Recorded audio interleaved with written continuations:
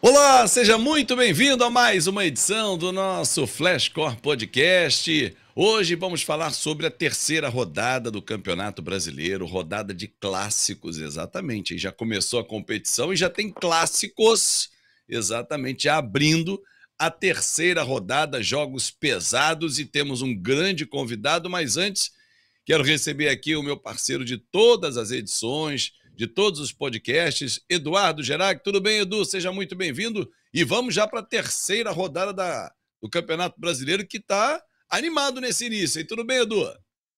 Olá, Fábio. Olá a todas e a todos que nos acompanham aqui em mais um podcast da Flash Score, né? O nosso podcast que já está virando hábito, né? O podcast semanal aqui da Flash Score. Como você disse, eu não sei se é muito, se é pouco, a gente discute isso ao longo aí dos próximos minutos, mas quase 5% do Campeonato Brasileiro já ficou para trás. E a gente já tem, obviamente, aí o Inter e o Flamengo com 100% de aproveitamento, o Galo e o Fluminense com pouquíssimo aproveitamento. Então, sem dúvida, essa terceira rodada aí com grandes clássicos já vai ajudar a apontar tendências. É claro que não dá para fazer grandes prognósticos assim antes de 10 rodadas, mais ou menos na minha visão, mas vamos ver aí o que essa terceira rodada nos aguarda, Fábio.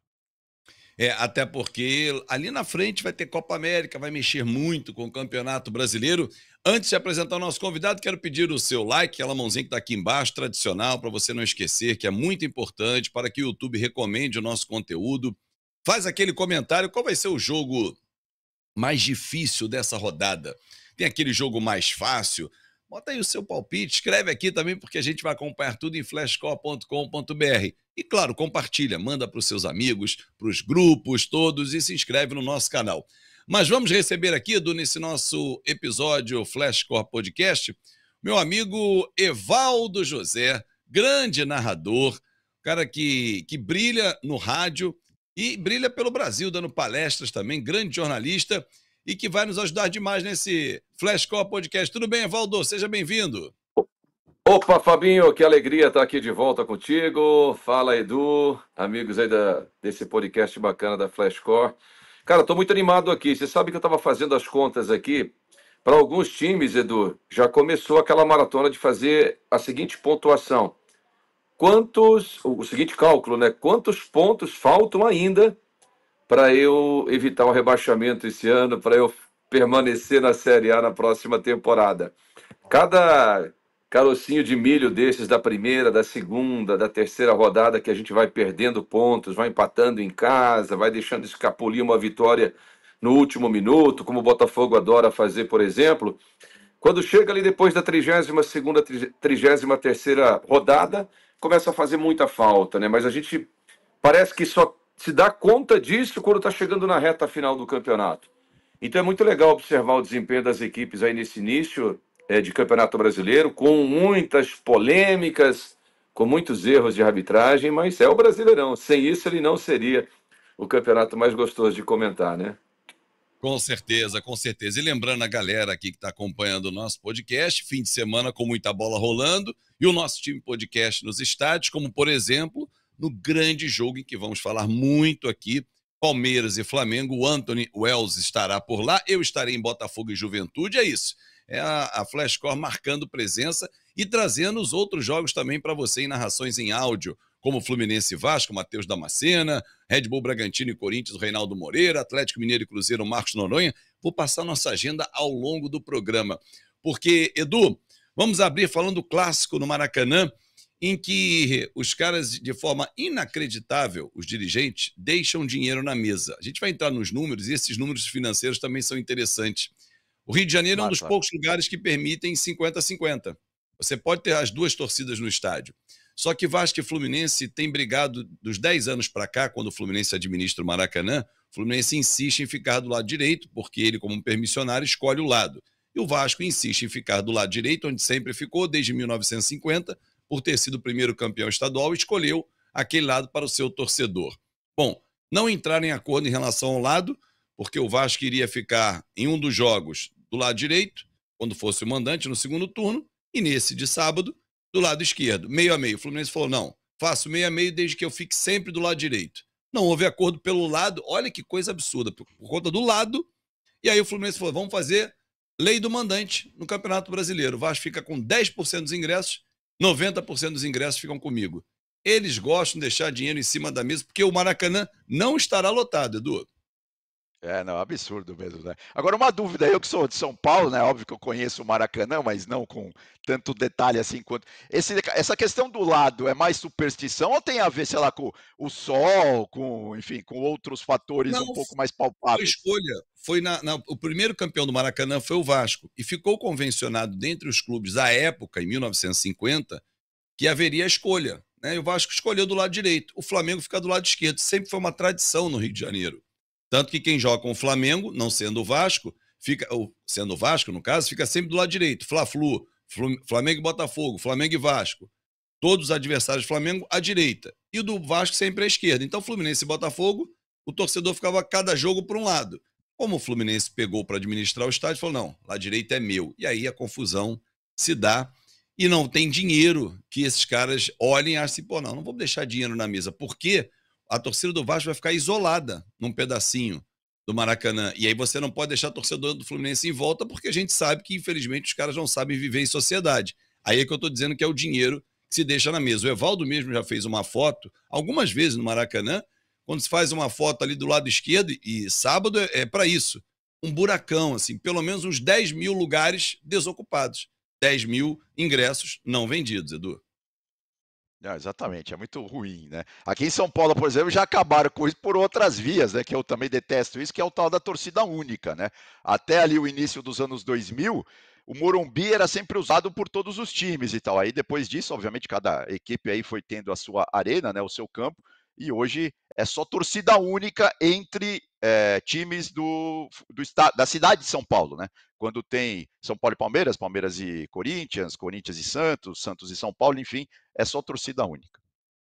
Bom, vamos entrar então nos números, porque o Evaldo curte os números, ele quer avaliar aqui com a gente esse clássico Vasco e Fluminense.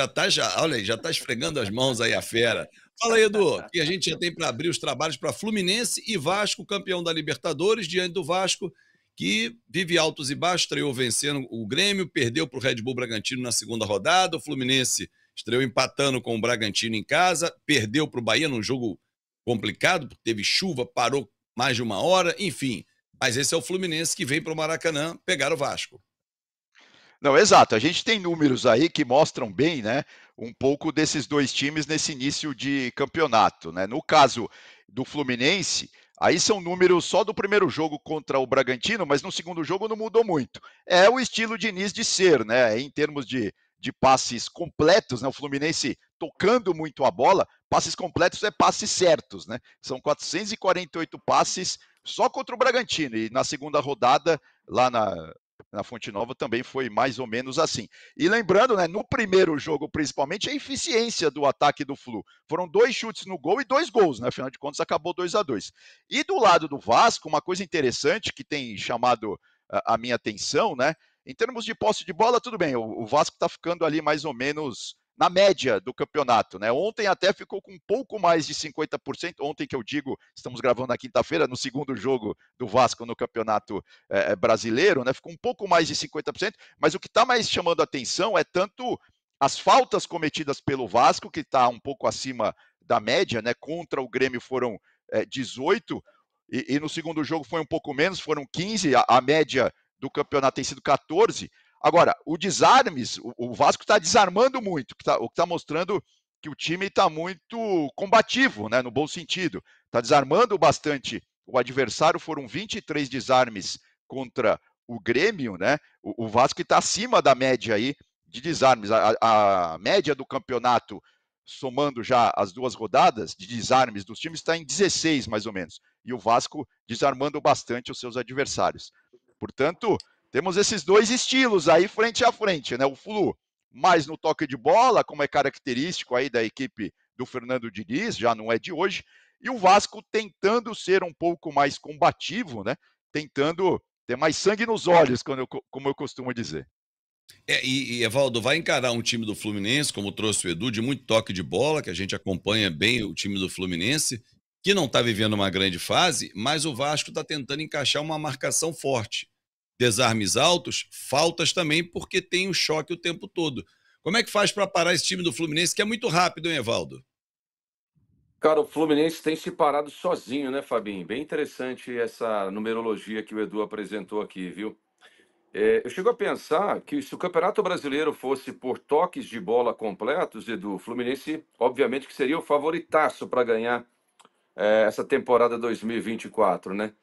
Mas, cara, assim, pensa como irrita um torcedor, como irrita quem está na arquibancada, numa cadeira do Maracanã, ou acompanhando um jogo pelo rádio, pela televisão, pelos canais, quando o time toca 448 vezes na bola e finaliza 2 vezes.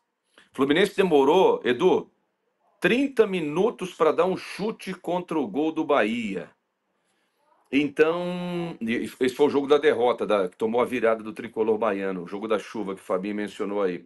Então, eu acho que assim tem muita coisa para o Diniz acertar. Do lado do Fluminense, Fábio, tem uma coisa muito importante acontecendo.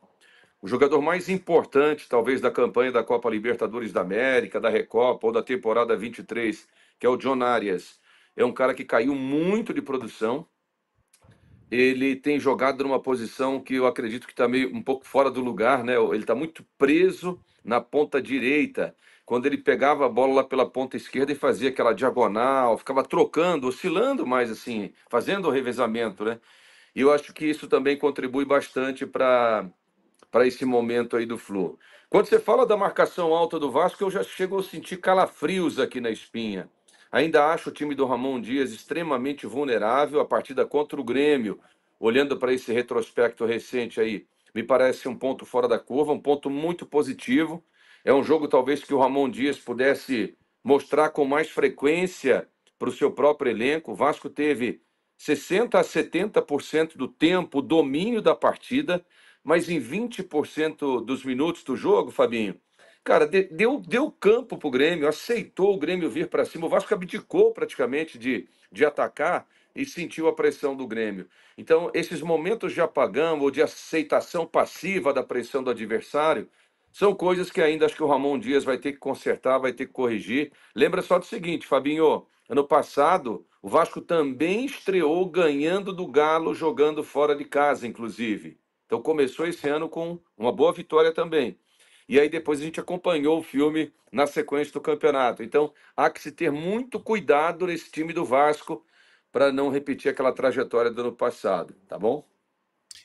Mas talvez, Evaldo, Edu e amigos que estão acompanhando o nosso podcast, tem uma diferença da trajetória do ano passado, porque ela finaliza com o Ramon, mas não começa com ele, era com o Maurício Barbieri.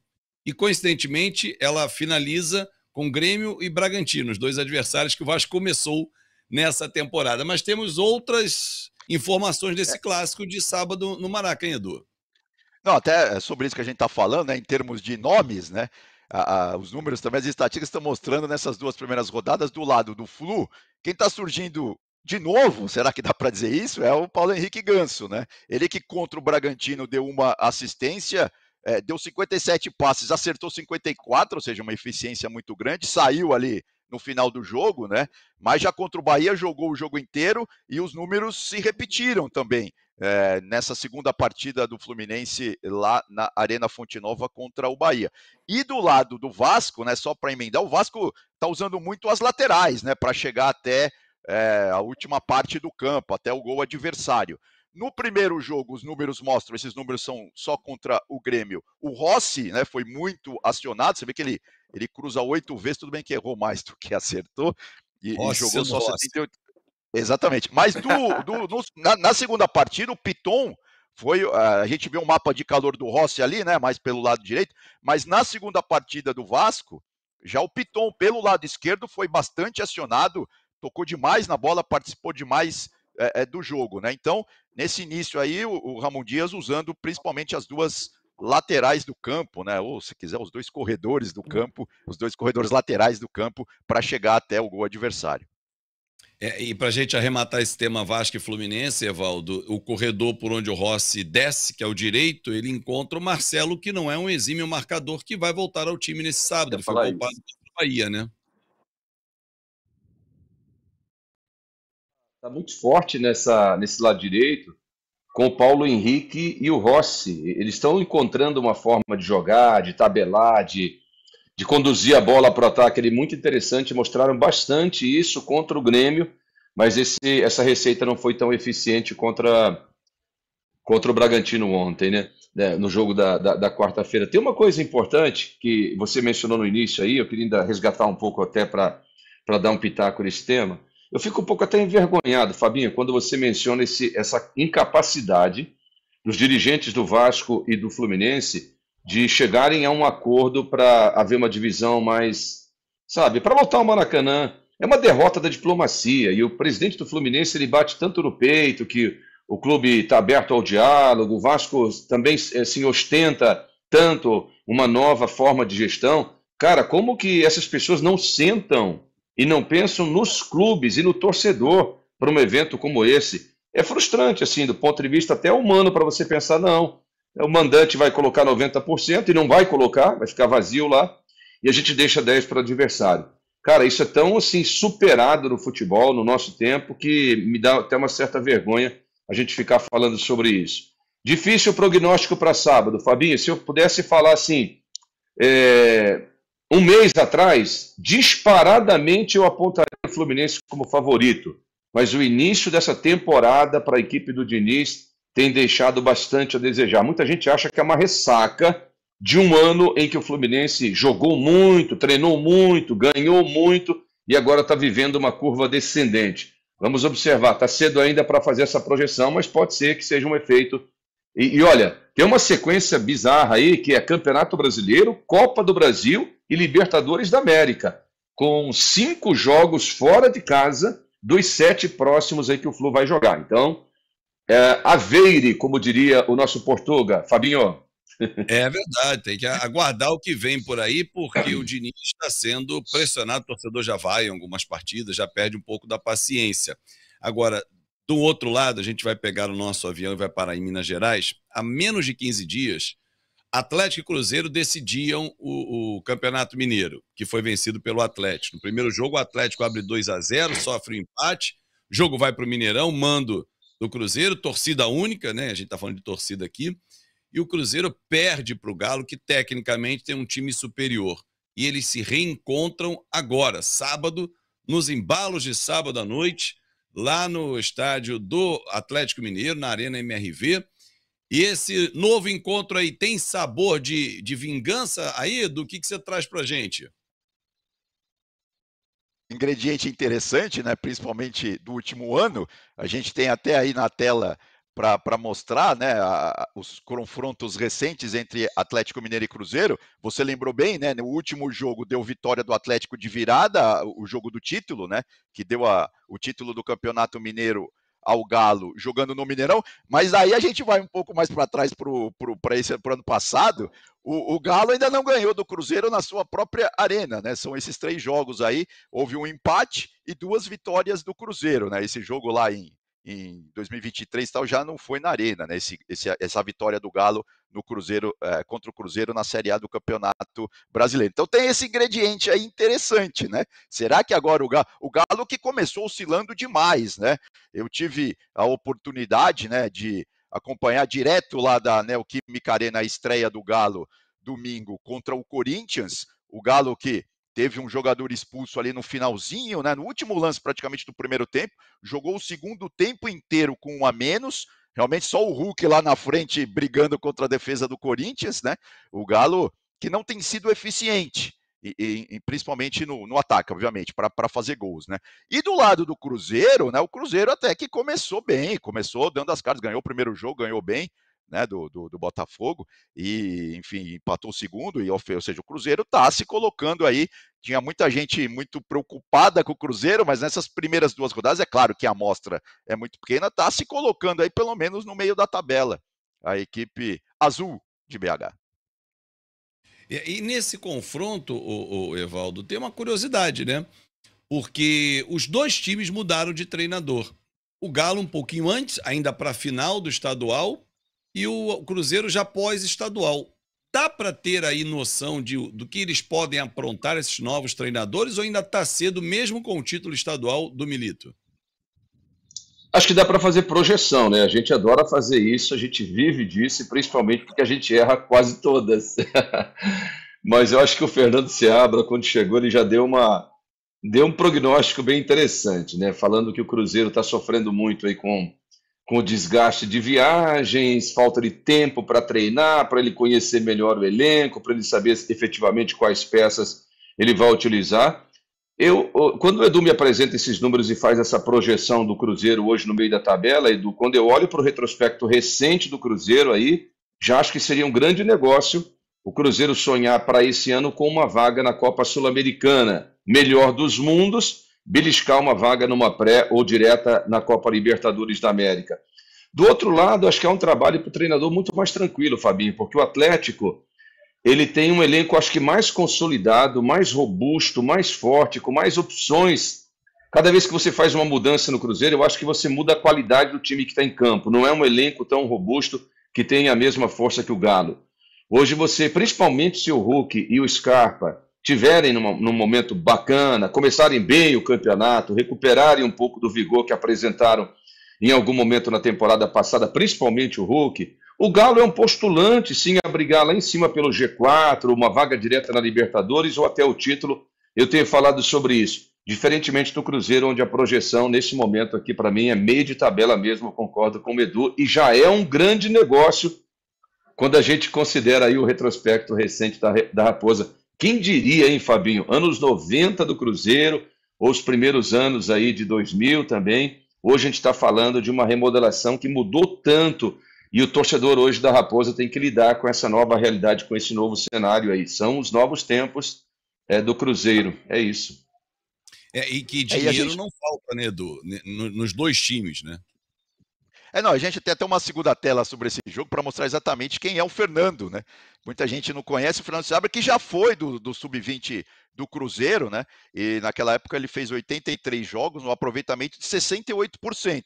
E agora, obviamente, está voltando com uma outra missão, né? Com uma outra pressão, dirigindo o time principal, né? O Cruzeiro que tem um problema aí, né? O Dineno, que vinha sendo um bom atacante, né? Vinha sendo um atacante eficiente para a equipe celeste, tá com problema aí, não vai poder jogar pelas próximas rodadas, né? E do lado do Galo, tem a questão, como eu já disse, como a gente estava discutindo aqui, da questão da eficiência, né? O Galo até que finaliza, até que acerta o gol, mas não está, principalmente na estreia, por exemplo, né? Empatou 0-0 com o Corinthians, não conseguiu transformar o seu volume de jogo em gols. A mesma coisa aconteceu na segunda partida. O Galo que acabou cedendo um empate no finalzinho para o Criciúma, né? Um dos novatos aí na Série A do Campeonato Brasileiro, como o Evaldo disse no início, né? O Galo já deixando aí 2 pontos no meio do caminho, um jogo em casa vencendo de 1-0, o Criciúma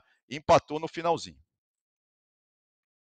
E aí, para a gente fechar esse clássico que é super importante na rodada, o Evaldo, talvez um peso maior em relação à derrota venha para o Cruzeiro. Porque, como você disse, é meio para baixo de tabela. Não é nada absurdo até falar que Cruzeiro pode ser daqueles times que briguem apenas para ficar na primeira divisão, o que é muito pouco para o que se espera do Cruzeiro, hein, Evaldo? Demais, demais. Não, eu acho assim. E se você olhar para os dois resultados até agora, a derrota para o Fortaleza no meio da semana e a vitória sobre o Botafogo. Eu fico me perguntando aqui se a vitória sobre o Botafogo tem que ser computada, porque hoje existe uma promoção aí, jogue contra o Botafogo e ganhe 3 pontos. Mas, cara, é cedo para a gente fazer assim matematicamente essa projeção, mas o histórico conta muito, né? Independentemente do Seabra ter chegado agora, como destacou aí o Edu, o Cruzeiro tem uma história de alguns jogadores que integram esse elenco já e fazem parte da espinha dorsal da equipe, que já jogou, por exemplo, foi vice-campeã do Campeonato Mineiro esse ano. Então, sim, uma derrota no Clássico já começa a aí 2 derrotas seguidas já começa a empurrar a equipe lá para próximo do Z4, que é onde o Cruzeiro tem brigado ultimamente, deixado a sua torcida numa situação bem desesperadora, né? E o Mineirão, que era para ser um fator assim, de desequilíbrio em favor do Cruzeiro, resgatando aí tempos áureos históricos de vitórias, ele ainda deixa muito a desejar nesse aspecto, né? É interessante como as equipes precisam voltar a resgatar o domínio territorial. Você pega o histórico hoje, talvez o Palmeiras tenha muito isso. de aproveitamento como mandante. Cara, eu conheço o meu campo, eu conheço o meu estádio.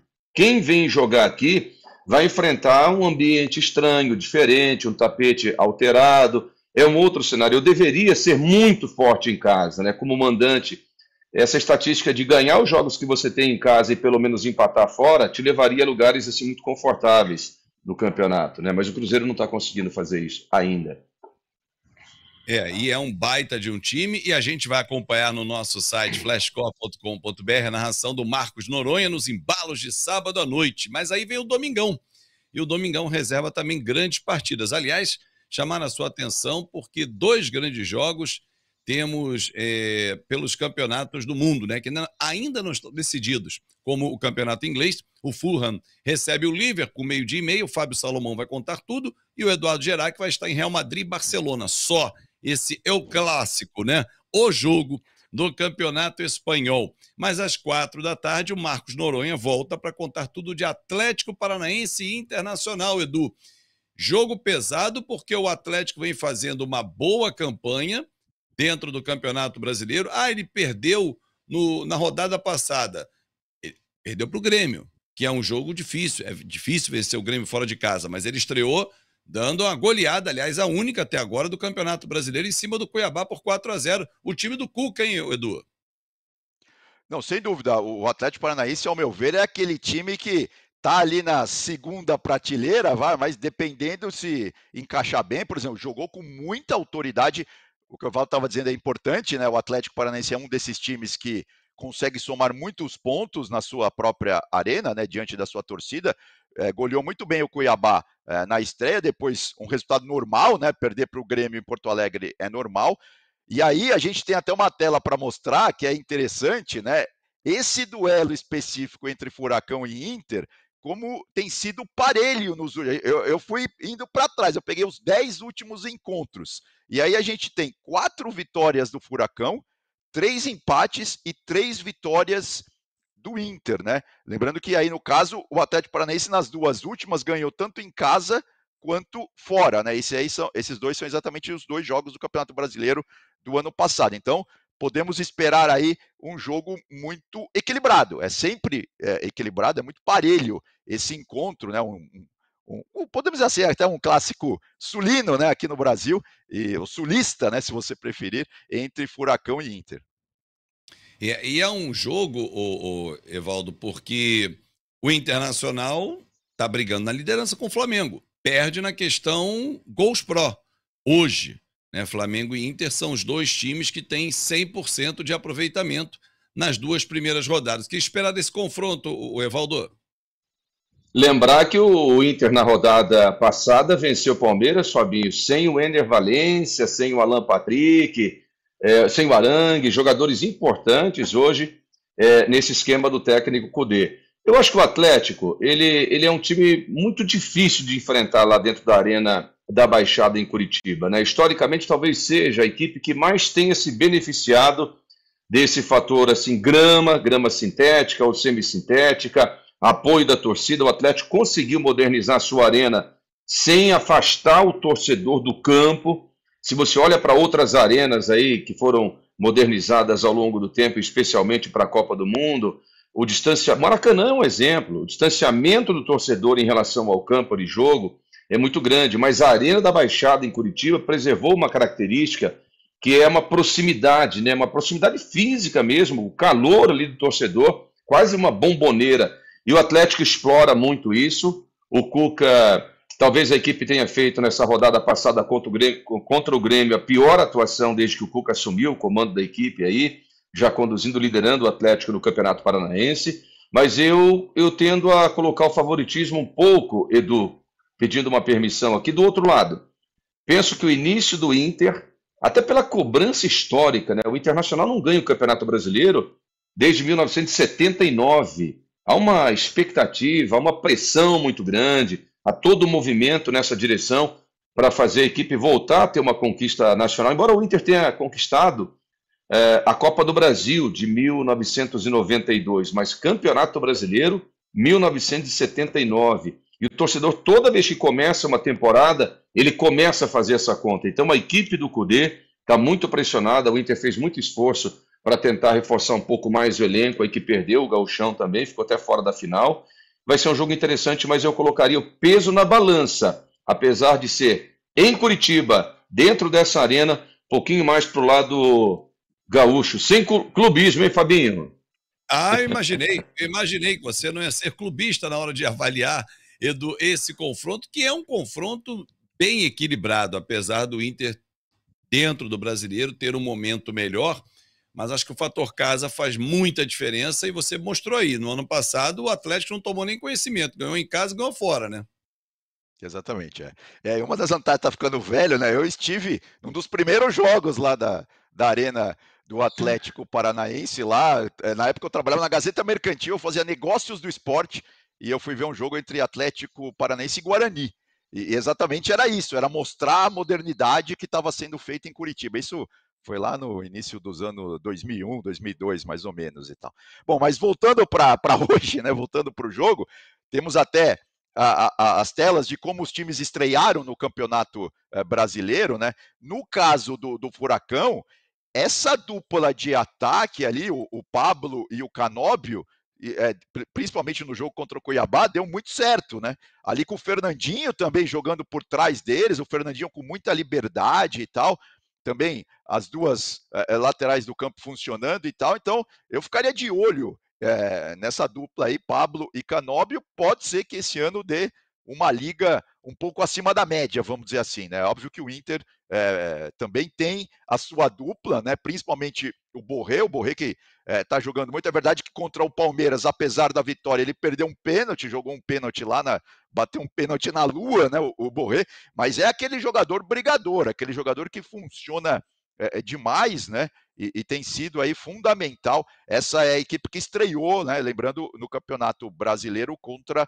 o Bahia, né? O Inter que está com vários desfalques, né? Como o Evaldo já lembrou. Então vamos ver, é um jogo que promete demais, realmente um jogo muito interessante lá em Curitiba. Agora, jogo interessante, jogo pesado de dois favoritos. Às 4 da tarde, o Anthony Wells estará lá acompanhando Palmeiras e Flamengo. Esse, para mim, é o grande clássico do futebol brasileiro, porque são os dois times que, toda vez que começa uma competição, a maioria, ou quase 100% dos analistas, apontam o quê? Palmeiras e Flamengo. Ah, o Atlético Mineiro pode chegar. Uma surpresa o fulano. Mas Palmeiras e Flamengo não saem da prateleira alta. E teremos aí, Edu, já esse clássico na terceira rodada do Campeonato Brasileiro, ou seja, no retorno, ele será na 22ª, não vai decidir campeonato, porque é aquela coisa, ficou por final, é como se fosse uma final. Não, está muito longe do final.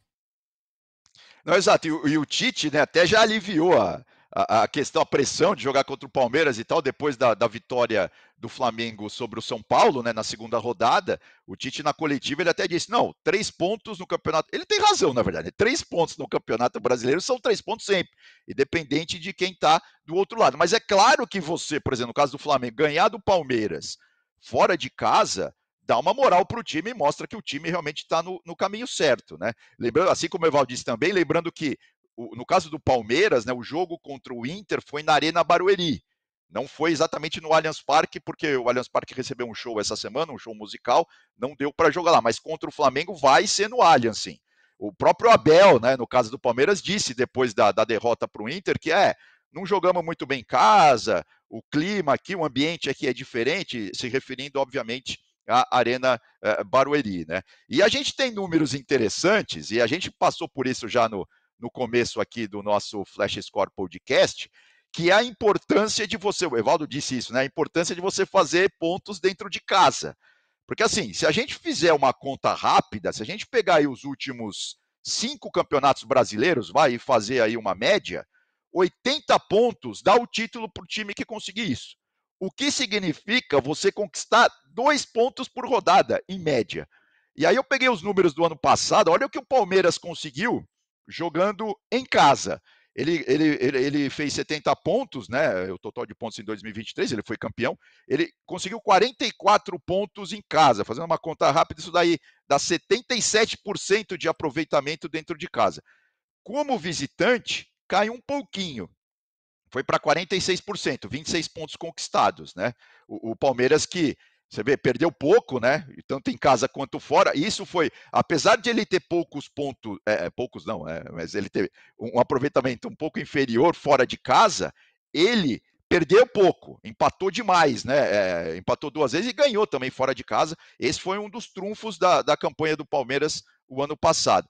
E se a gente vai rapidinho, só para já arrematar do lado do Flamengo, a gente vê como o Flamengo ano passado foi um visitante mais indigesto, né? Ele conseguiu mais pontos que o Palmeiras. Fazendo essa conta aí, dá 46% de aproveitamento. Foram 31 pontos conquistados como visitante, ele conseguiu 66. Você vê que ele equilibrou um pouco, né? 35 pontos em casa, 31 pontos fora, 31 pontos fora, o Palmeiras, pontos fora, o Palmeiras que, ou melhor, o Flamengo, né, que perdeu só 4 vezes também no Campeonato Brasileiro no ano passado. Ou seja, arrematando, para você ser campeão, são 2 pontos em média por rodada. Flamengo e Inter, que já largaram bem, já estão com 6, né? Ou seja, já tem até uma gordurinha aí se a gente for ver essa média. O Guardiola que costuma dizer muito isso, né?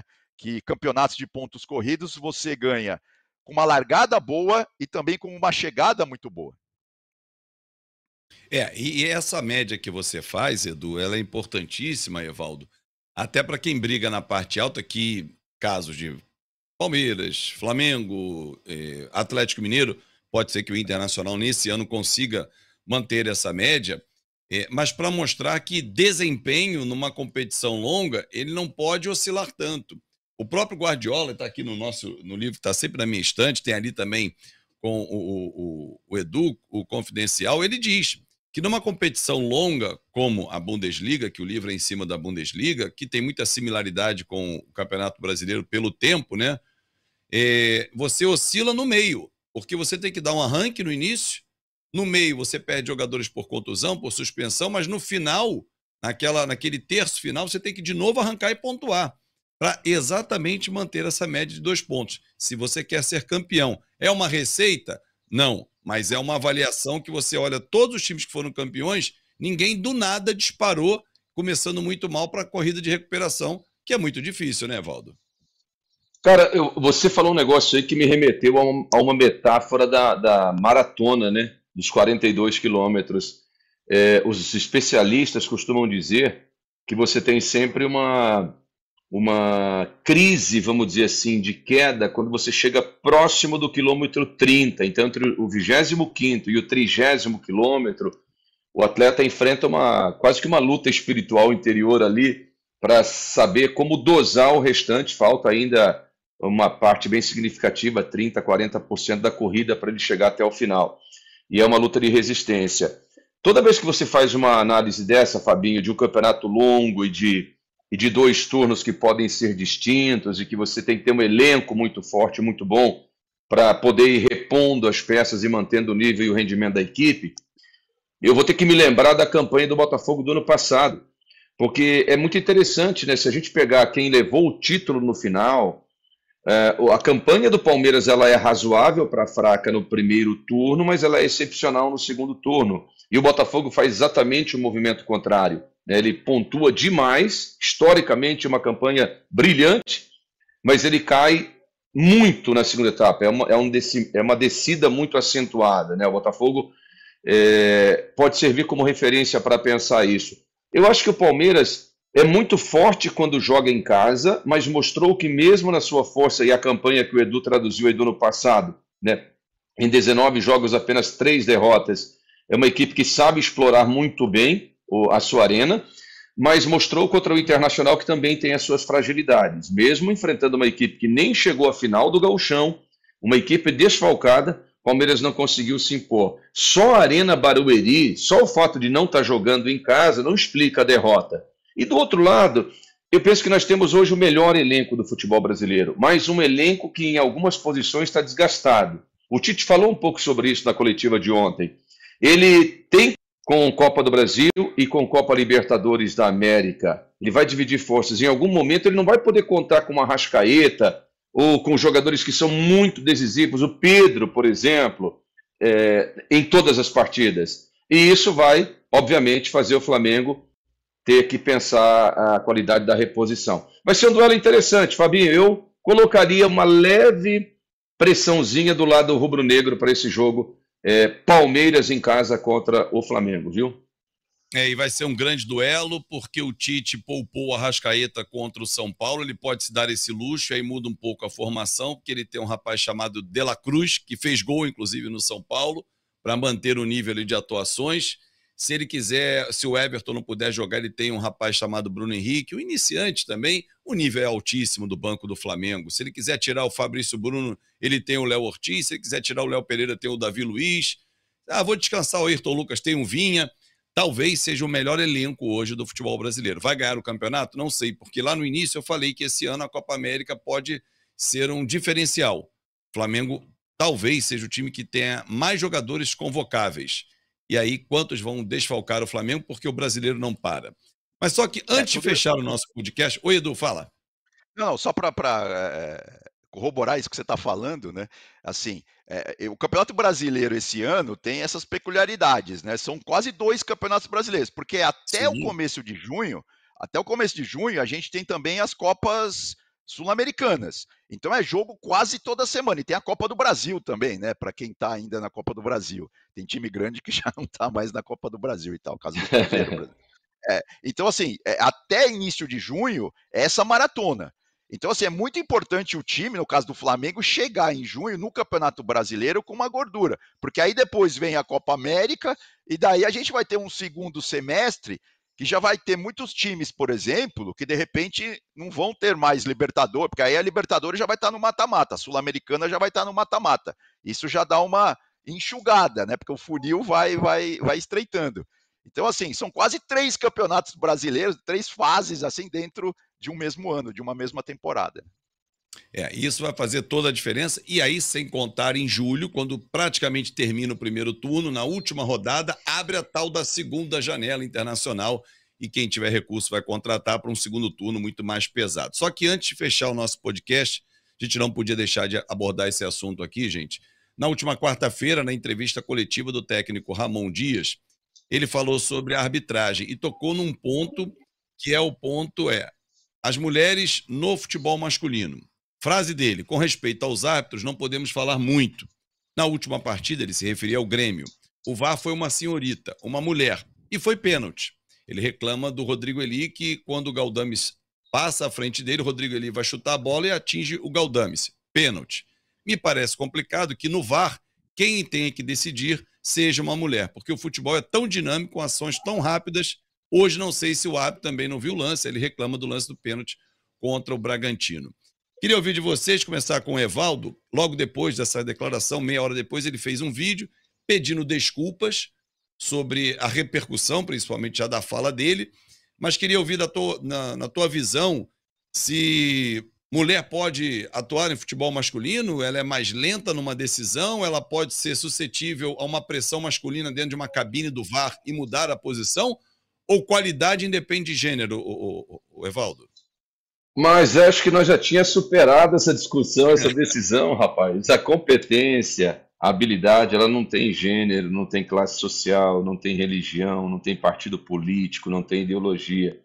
É uma pena, mas sabe o que eu acho assim importante que tenha acontecido e tenha tido toda essa repercussão e o Ramon Dias tenha vindo depois tentar fazer uma emenda ao soneto, né, vamos dizer assim, é que algum tempo atrás, né, Fabinho, isso passava batido.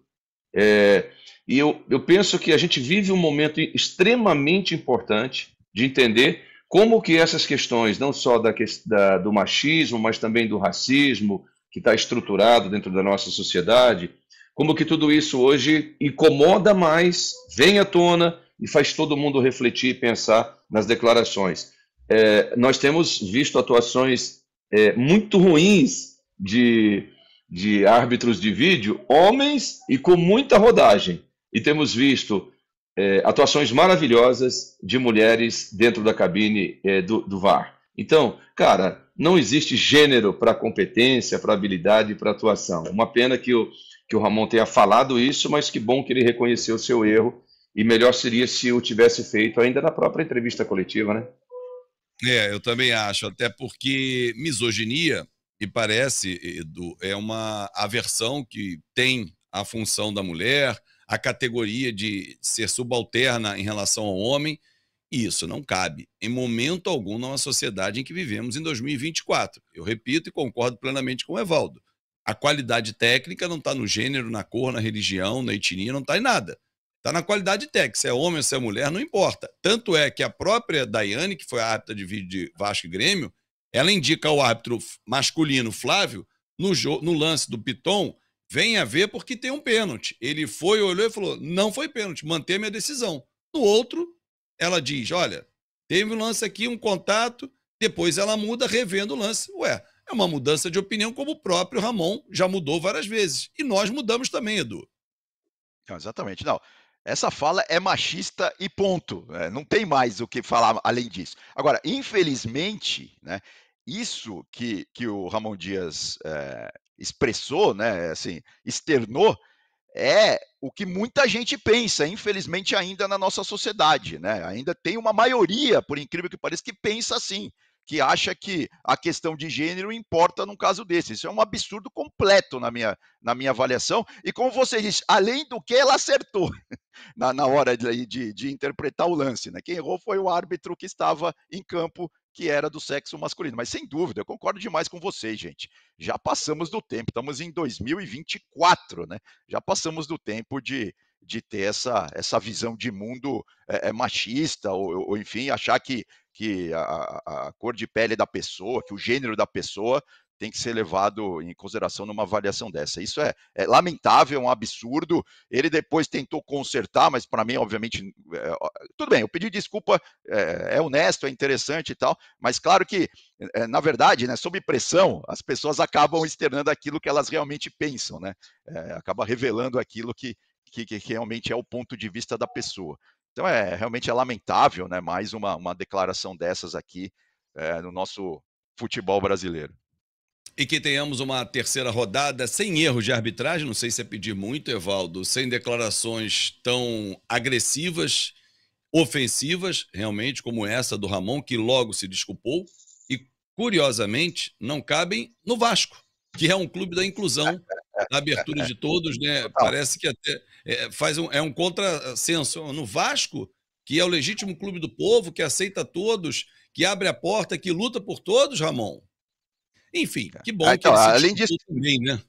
Muito bem lembrado, Fábio. Além de tudo isso, tem isso também, né? Ou seja, a pessoa precisa saber onde ela está, precisa saber a história do time, a história do Vasco, né? Que é gigante nesse aspecto de inclusão, né? Com certeza. Evaldo, foi mais uma vez um prazer estar contigo aqui, dividir esse bate-papo. Volte sempre, cara. É muito legal. O Evaldo é um cara de longas jornadas pelo rádio. A gente se encontra sempre no Maracanã. Nós transmitimos, Edu, ao Flash Score, a nossa posição de transmissão é ao lado desse rapaz aí, que faz a transmissão ali na Band News, sempre com o Álvaro José, aí, o Álvaro Oliveira Filho, perdão, e ele transmite em pé, ele narra em pé, ele é um bicho inquieto, ele não gosta de ficar ali sentado, ele vibra e tal, bacana pra caramba. Ele é hiperativo, ele é hiperativo. Muito bom, muito qualificado. Que lindo ter você hoje aqui, Evaldo. Grande abraço, amigo. Que alegria. Obrigado pelo convite. Me chame mais vezes, uma alegria muito grande. Obrigado, Edu. Que alegria estar contigo aqui. E só para encerrar, acho que quando você me provoca para falar, tomara que tenhamos uma rodada sem polêmicas de arbitragem, menino, deixa de ser idealista, sonhador. A gente vai ter muito erro de arbitragem e vamos discutir muito ainda, porque o nível é muito baixo e o VAR, infelizmente, não é algo que até agora a gente possa falar, cara, mudou para melhor o futebol do Brasil. Uma pena. Fabinho, me chama mais vezes. Um abraço, Edu. Com certeza, já sabe o caminho, né, Edu? Um grande abraço e até o próximo episódio. Claro, abraço, Evaldo. Prazerzaço estar aqui com você também. E, Fábio, grande abraço. Tamo junto aí. Vamos para mais jogos aí nesse fim de semana. Um grande abraço a todos. Tchau. Com certeza. Agradecendo aqui ao João, ao nosso Matheus, todo mundo, toda a nossa equipe, ao Ricardo Oliveira Duarte. Mais um episódio para você falando sobre futebol brasileiro e lembrando as nossas transmissões, hein? Nesse sábado tem clássico no Maracanã, tem clássico em Minas Gerais, tem o clássico no Allianz Parque, o Anthony Wells estará por lá também e nós vamos contar tudo para você em flashcore.com.br, no nosso site e também no nosso aplicativo. Muito bom ter você aqui. Chegou até o final, não esquece, hein? Dedo no like, mãozinha que tá aqui embaixo, comenta, compartilha e manda para geral. Se inscreve no nosso canal Flash Score. Até a próxima, tchau!